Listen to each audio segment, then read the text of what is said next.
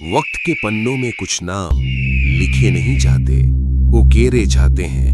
वो नाम जिनकी सांसों से साम्राज्य कांपते थे और जिनके इरादों से ताकतवर सल्तनतें घुटनों पर आ जाती थी। ये कहानी है एक ऐसे शेर की जिसने जुल्म के आगे झुकना कबूल नहीं किया, एक ऐसे सिपहसालार की जिसका नाम ही दुश्मनों के दिलों में खौफ बनकर बस गया था।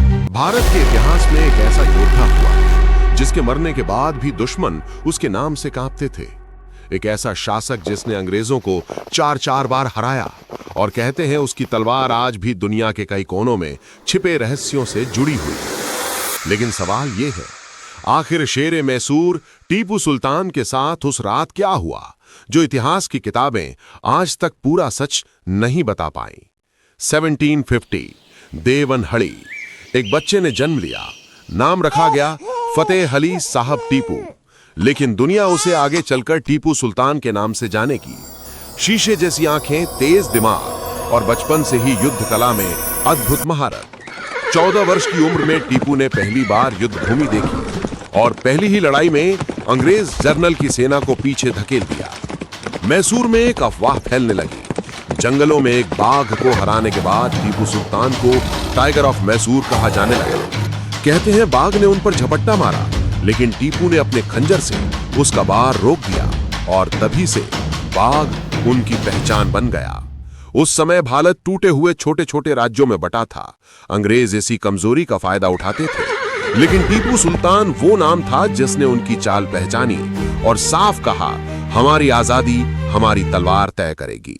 1780 में शुरू हुआ पहला एंग्लो मैसूर युद्ध और अंग्रेजों ने पहली बार भारतीय धरती पर टीपू सुल्तान की शक्ति देखी। आप जानते हैं दुनिया का पहला मिलिट्री रॉकेट किसने बनाया था? न अमेरिका न यूरोप, बल्कि टीपू सुल्तान ने। लोहे के बने घातक रॉकेट 60 से 70 मीटर तक सटीक वार। ये टेक्नोलॉजी अंग्रेजों के लिए सदमे से कम नहीं थी। इतना ही नहीं, टीपू के मरने के बाद अंग्रेज इन्हें चोरी करके इंग्लैंड ले गए और वहीं से शुरू हुआ आधुनिक मिसाइलों का इतिहास। टीपू सिर्फ योद्धा ही नहीं, रणनीतिकार भी थे। उन्होंने फ्रांस से दोस्ती की, हथियार मंगवाए और यूरोपियन सैन्य तकनीक मैसूर में लाए। अंग्रेजों को पता चल चुका था टीपू जिंदा रहा तो भारत पर राज उनका सपना ही रह जाएगा।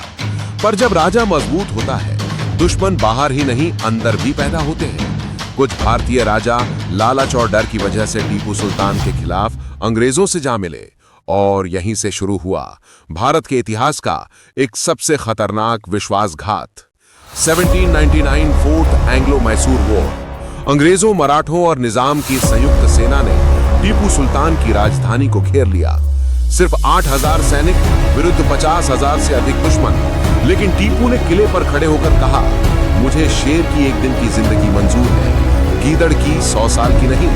लड़ाई शुरू हुई, तोपें जल उठी, आकाश लाल हो गया और टीपू सुल्तान मोर्चे पर सबसे आगे रहे। 3 मई की रात किले का दरवाजा अंदर से खुला पाया गया। किसने खोला, कैसे खोला, इसका कोई रिकॉर्ड आज तक नहीं मिला। जब टीपू बाहर निकले, उन्होंने देखा कि अंग्रेज सैनिक उन्हें घेर चुके हैं। कई इतिहासकार कहते हैं उस रात टीपू सुल्तान को किसी ने भीतर से धोखा दिया, पर कौन, उसका नाम आज भी एक राज है।